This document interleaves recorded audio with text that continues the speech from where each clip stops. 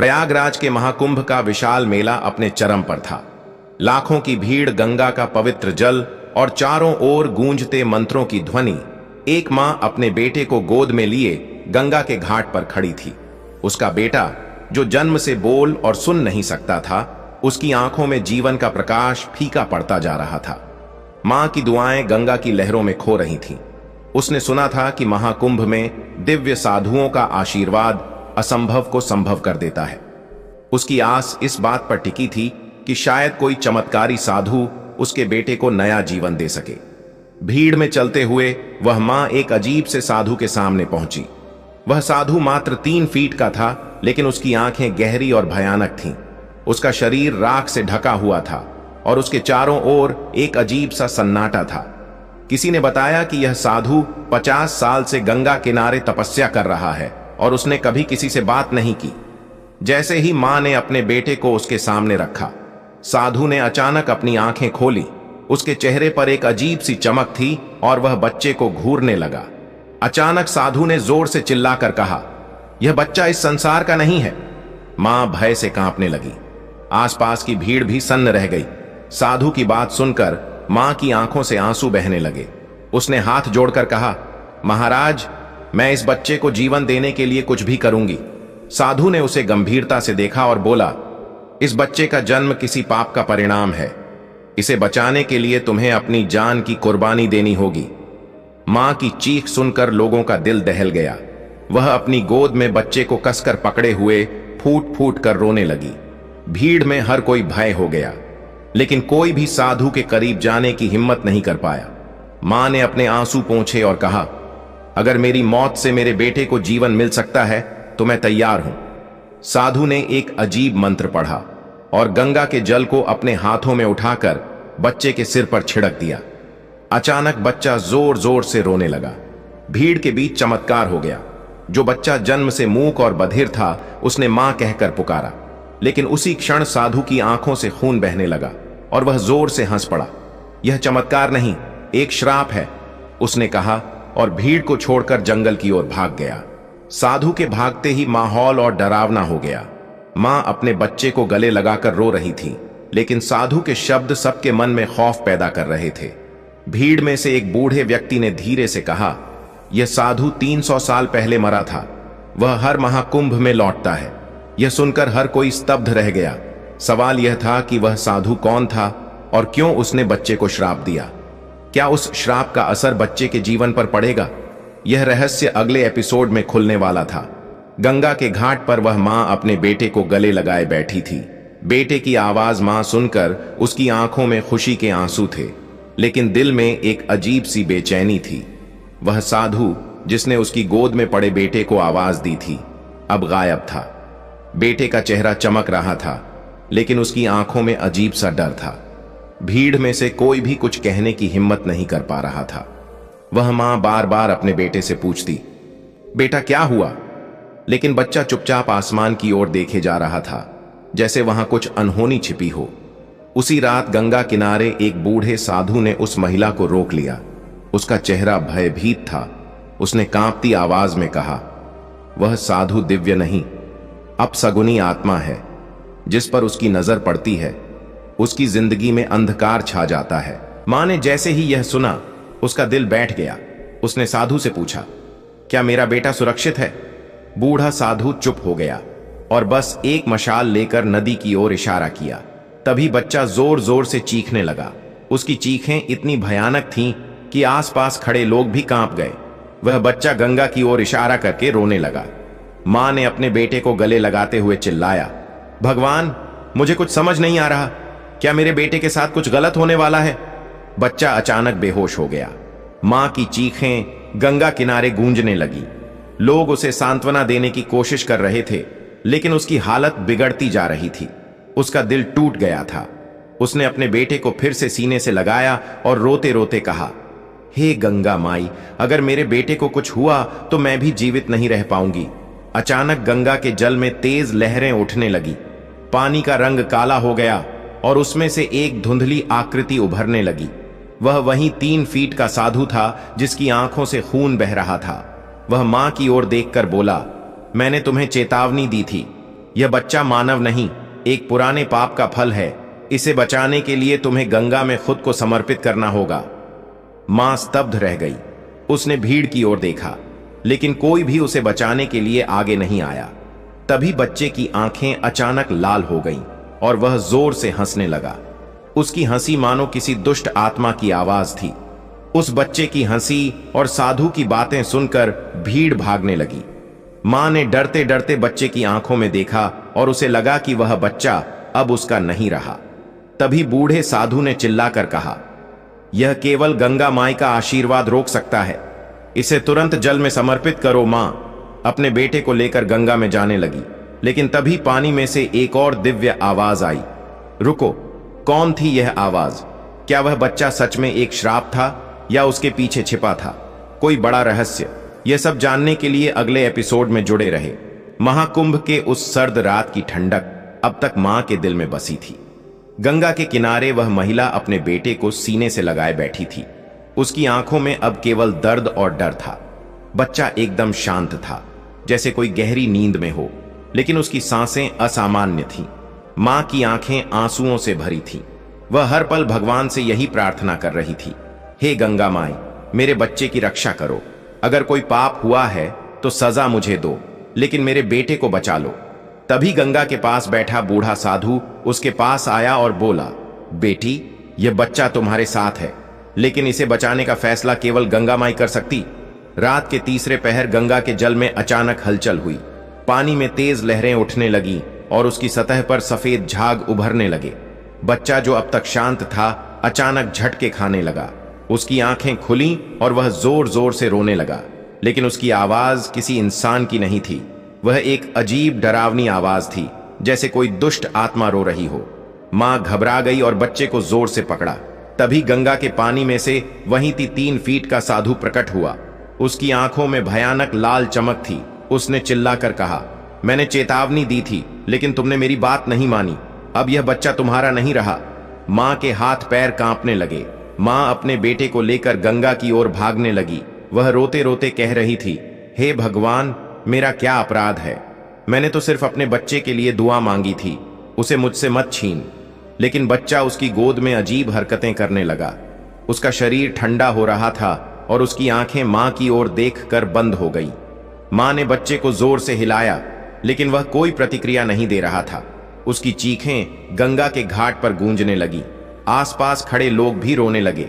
मां की आंखों से बहते आंसू गंगा में मिलकर मानो पूरी नदी को रुला रहे थे। उसी वक्त गंगा के पानी से एक तेज रोशनी निकली। रोशनी इतनी तेज थी कि सबकी आंखें चौंध आ गईं। उस रोशनी में से एक दिव्य स्त्री प्रकट हुई। उसने सफेद वस्त्र धारण किया हुआ था और उसके हाथों में एक कमंडल था। वह मां की ओर देखकर बोली, तुम्हारे बेटे का जीवन बच सकता है, लेकिन इसके लिए तुम्हें सत्य का सामना करना होगा। मां स्तब्ध रह गई। उसने कांपती आवाज में पूछा, कौन सा सत्य देवी? क्या मेरे बेटे की तकदीर पहले ही लिखी जा चुकी है? देवी ने धीरे से कहा, यह बच्चा इस संसार का नहीं, बल्कि एक प्राचीन श्राप का परिणाम। इस बच्चे का अतीत तुम्हारी सोच से भी परे है। मां अवाक थी। उसने देवी से पूछा, क्या कोई तरीका है मेरे बेटे को बचाने का? देवी ने कहा, तुम्हें गंगा के गर्भ तक जाना होगा। वहां तुम्हें सत्य का सामना करना पड़ेगा। देवी के गायब होते ही गंगा का पानी शांत हो गया, लेकिन मां के मन में सवालों का तूफान उठ चुका था। बूढ़ा साधु पास आया और बोला, गंगा का गर्भ वह स्थान है जहां कोई साधारण मनुष्य नहीं जा सकता। वहां जाने का अर्थ है मौत को गले लगाना। लेकिन तुम्हें जाना होगा, क्योंकि सत्य वहीं छिपा है। मां के सामने अब 2 रास्ते थे, अपने बेटे को बचाने के लिए अपनी जान जोखिम में डालना या उसे इस श्राप के साथ मरने के लिए छोड़ देना। उसने फैसला कर लिया। लेकिन यह फैसला क्या था? गंगा का गर्भ क्या है और वहां छिपा कौन सा रहस्य? यह सब जानने के लिए अगले एपिसोड में जुड़े रहे घाट के किनारे। वह मां गंगा की ओर देखते हुए अपने बेटे को सीने से लगाए बैठी थी। रात का सन्नाटा गंगा की लहरों की हल्की आवाज के साथ और गहरा हो चुका था। मां के मन में एक ही विचार था, क्या मैं अपने बेटे को बचा पाऊंगी? उसकी आंखों से बहते आंसू गंगा की लहरों में मिलकर जैसे उसकी बेबसी को बयान कर रहे थे। पास खड़े बूढ़े साधु ने कहा, बेटी, गंगा का गर्भ तुम्हें वह सच्चाई दिखाएगा जो आज तक किसी की ने नहीं देखी। लेकिन याद रखना, वहां से वापस लौटना हर किसी के बस की बात नहीं है। मां ने कांपते हाथों से अपने बेटे को कसकर पकड़ा और गंगा की ओर देखा। रात के तीसरे पहर अचानक गंगा का पानी उफान मारने लगा। पानी की लहरें इतनी तेज हो गईं कि लोग डर कर पीछे हटने लगे।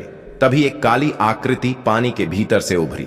वह आकृति कोई और नहीं बल्कि वही 3 फीट का साधु था। उसकी लाल आंखें मां की ओटी की थीं। उसने डरावनी आवाज में कहा, तुम्हें अपने बेटे को बचाना है तो गंगा के गर्भ में जाना होगा, लेकिन याद रखना, वहां जो सच्चाई छिपी है वह तुम्हारे जीवन को हमेशा के लिए बदल देगी।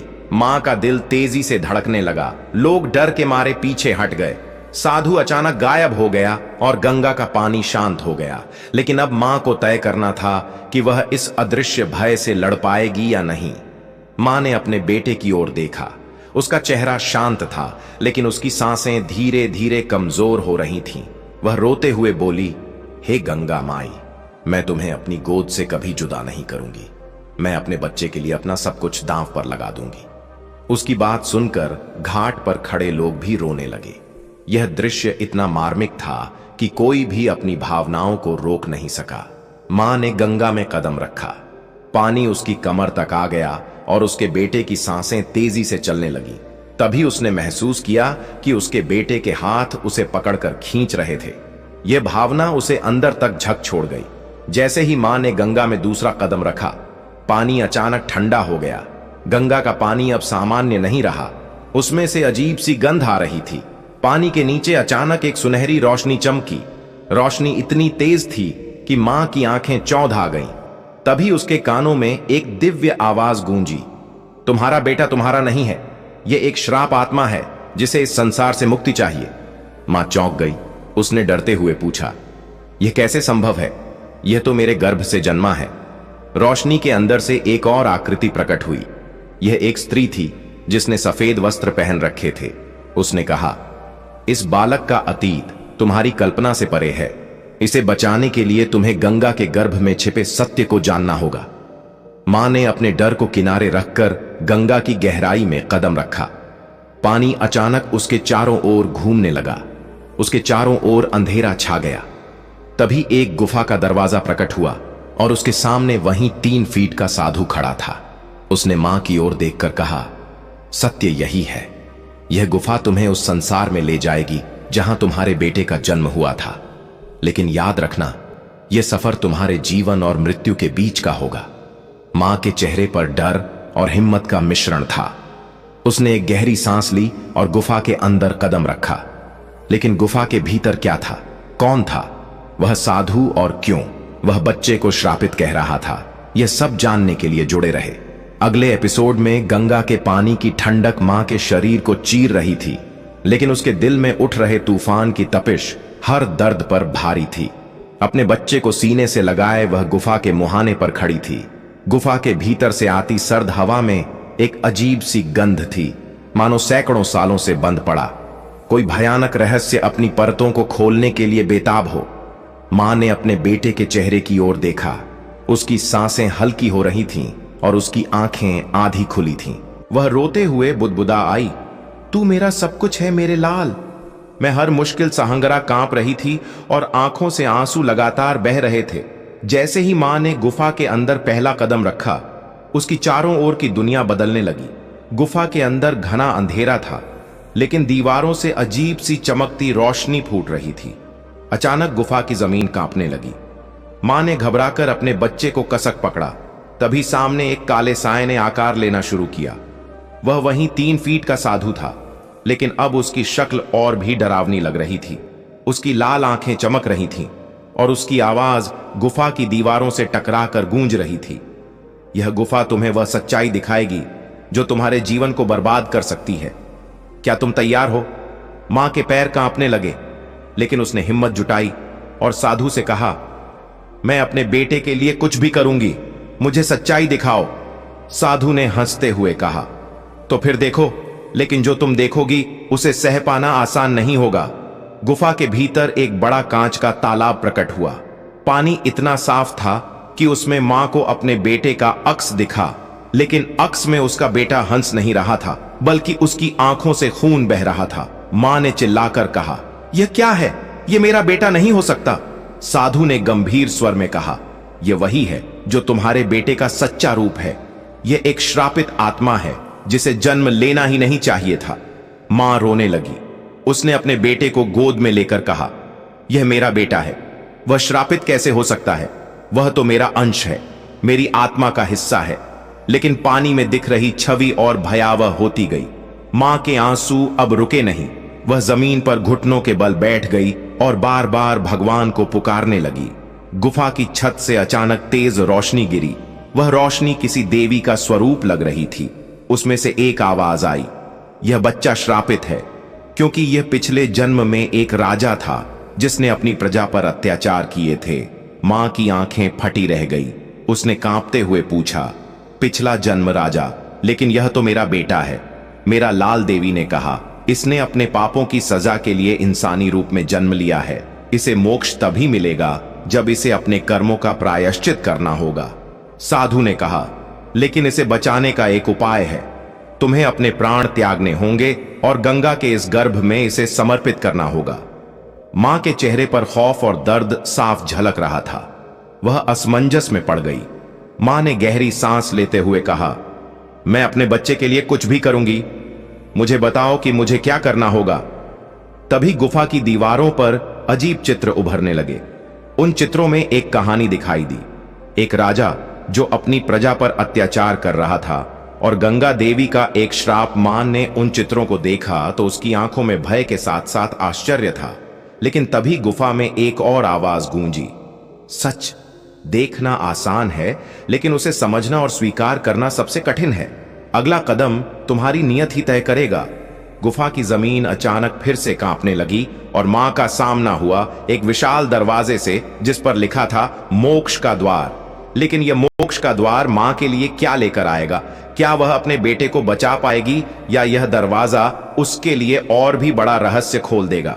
ये जानने के लिए देखिए अगला एपिसोड, गुफा के भीतर गूंजती सन्नाटे की आवाज मां के दिल में डर का तूफान पैदा कर रही थी।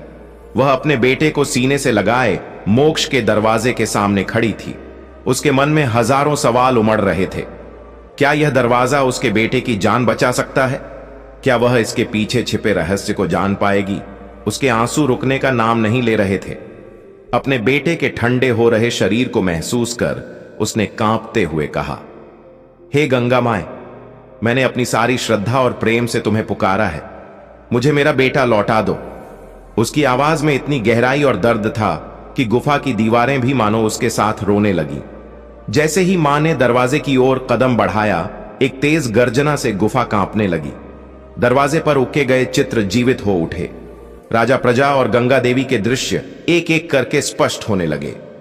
वह राजा अपनी तलवार से निर्दोष प्रजा का संहार कर रहा था और गंगा देवी का स्वरूप उससे नाराज होकर उसे श्राप दे रही थी। मां भयभीत होकर पीछे हटने लगी।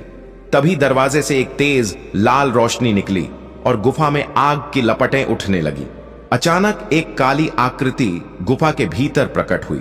वह 3 फीट का साधु था, लेकिन इस बार उसका चेहरा और भी विकराल था।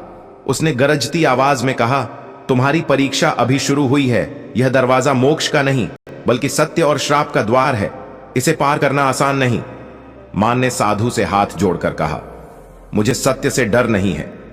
मैं अपने बेटे को बचाने के लिए हर कष्ट सहूं। साधु ने कहा, तुम्हारे आंसू इस गुफा को पिघला सकते हैं, लेकिन यह सत्य तुम्हारे दिल को जला देगा। तुम्हारे बेटे का भाग्य तुम्हारे हाथ में नहीं है। मां ने अपने बेटे की ओर देखा। उसकी सांसें अब धीमी हो चुकी थीं। उसने रोते हुए कहा, तुम्हें बचाने के लिए मैं अपने प्राण भी दे दूंगी। उसकी यह बात सुनकर गुफा की दीवारें हिलने लगी। दरवाजे पर एक और दृश्य उभर आया। एक मां जो अपने बच्चे को बचाने के लिए गंगा में कूद रही थी। इस दृश्य को देखकर मां और भी टूट गई। उसकी आंखों से बहते आंसू अब रुकने का नाम नहीं ले रहे थे। अचानक दरवाजा खुला और मां ने अपने आप को एक विशाल जलप्रपात के पास खड़ा पाया। उस जलप्रपात के बीचों बीच गंगा देवी का दिव्य रूप प्रकट हुआ।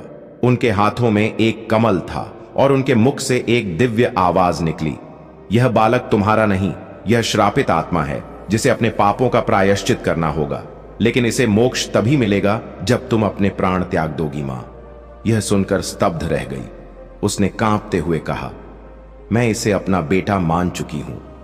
अगर मेरे प्राण इसके मोक्ष का माध्यम बन सकते हैं तो मैं खुशी खुशी इसे स्वीकार करती हूं। गंगा देवी ने कहा, लेकिन याद रखना, यह त्याग केवल तभी सफल होगा जब तुम पूरी श्रद्धा से इसे करोगी। मां ने अपने बच्चे को गंगा के जल प्रपात के पास रख दिया और पीछे हटने लगी। जैसे ही मां ने अपने प्राण त्यागने के लिए गंगा में छलांग लगाने की तैयारी की, जल प्रपात से एक दिव्य प्रकाश निकला। वह प्रकाश मां के चारों ओर लिपट गया और गंगा देवी की आवाज गूंजने लगी, सत्य अभी अधूरा है। तुम्हारे बेटे के अतीत का सबसे बड़ा रहस्य अभी छिपा है। तभी 3 फीट का साधु फिर से प्रकट हुआ और उसने हंसते हुए कहा, यह गंगा का गर्भ है और यहां से हर कोई सत्य जानकर नहीं लौटता। अब यह जानने के लिए तैयार हो जाओ कि तुम्हारे बेटे का असली अतीत क्या है। मां का चेहरा भय और जिज्ञासा से भर गया। क्या वह उस अज्ञात रहस्य को सह पाएगी और क्या उसका बेटा वास्तव में बच सकेगा? गंगा के जलप्रपात से निकलती दिव्य रोशनी और मां का थरथरा दिल, वह अपने बेटे को जल के समीप रखकर गहरे भावों में डूब गई। उसका बेटा जो निश्चल और निष्प्रभ से कहा, हे माई, मैंने अपनी हर सांस इसे समर्पित की है, क्या इसे खोकर मैं जी पाऊंगी? उसकी आंखों से बहते आंसू गंगा के जल में मिलकर मानो मां गंगा से विनती कर रहे थे। उसकी दर्द भरी आवाज गुफा में गूंज उठी, अगर मेरा त्याग इसे नया जीवन दे सकता है तो मुझे अपने प्राणों की परवाह नहीं। जैसे ही मां ने गंगा के जल में कदम रखा, जल की सतह पर हलचल मच गई। जल प्रपात के भीतर से रहस्यमय आवाजें गूंजने लगीं। अचानक वहां की हवा भारी हो गई और गुफा के चारों ओर काले धुएं का जाल फैलने लगा। मां ने भयभीत होकर पीछे मुड़कर देखा, तभी वह 9 फीट का साधु फिर से प्रकट हुआ। उसकी आंखें अब लाल ज्वालाओं सी चमक रही थीं। उसने ठहाका लगाते हुए कहा, तुमने जल में कदम तो रख दिया, लेकिन क्या तुम जानती हो, यह जल प्रपात केवल शुद्ध आत्माओं को ही स्वीकार करता है। अगर तुम इसका बोझ नहीं उठा पाई तो तुम्हारी आत्मा भी इस धुएं में खो जाएगी। मां ने डरते हुए अपने बेटे को सीने से लगा लिया। तभी जल की सतह से एक हाथ निकलकर बच्चे को खींचने लगा। मां चिल्लाई, नहीं, यह मेरा बच्चा है। उसने अपनी पूरी ताकत से बच्चे को खींचने की कोशिश की, लेकिन उस हाथ की ताकत इतनी अधिक थी कि मां का विश्वास डगमगाने लगा। मां की चीखें गुफा में गूंज रही थी। उसके हाथों की पकड़ डीली पड़ने लगी। उसने रोते हुए कहा, हे गंगा माई, अगर मेरा त्याग इसे बचा सकता है तो मुझे अपने बच्चे से अलग मत करो, मुझे इसके साथ ले चलो। उसकी यह पुकार इतनी करुणा से भरी थी कि गुफा की दीवारें भी मानो रोने लगी। जैसे ही उसने यह कहा, बच्चे का निश्चल शरीर अचानक से हलचल करने लगा। उसकी आंखें धीरे धीरे खुलीं, लेकिन यह कोई सामान्य जागरण नहीं था। उसकी आंखें गहरी काली और चमकदार हो चुकी थीं। मां ने इसे देखा तो वह चौंक गई। बच्चा उसे देखकर हंसने लगा, लेकिन उसकी हंसी में मासूमियत की जगह एक रहस्यमय और भयावह छवि थी। मां को बच्चे की यह स्थिति देखकर एक गहरा झटका लगा। तभी साधु ने हंसते हुए कहा, तुमने इसे अपना बेटा समझने की गलती की। यह श्रापित आत्मा अब अपने असली रूप में आ रही है। जलप्रपात के पास एक तेज रोशनी चमकी और बच्चे का शरीर हवा में लहराने लगा। मां उसे खींचने की कोशिश करती रही, लेकिन उसका शरीर साधारण इंसान का नहीं लग रहा था। साधु ने मां की ओर इशारा करते हुए कहा, यह आत्मा तुम्हारे त्याग की भूखी थी, इसे मोक्ष की नहीं, तुम्हारी शक्ति की जरूरत थी। मां ने हिम्मत जुटाकर पूछा, तुम्हें यह सब कैसे पता है? साधु ने जवाब दिया, क्योंकि यह आत्मा मेरे श्राप का हिस्सा है। यह तुम्हारे पास गंगा की मर्जी से नहीं, बल्कि मेरे खेल का हिस्सा बनकर आई थी।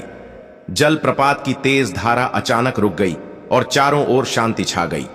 मां ने घबराकर अपने बेटे की ओर देखा। उसका शरीर अब साधारण बच्चे जैसा लग रहा था। वह गहरी नींद में था।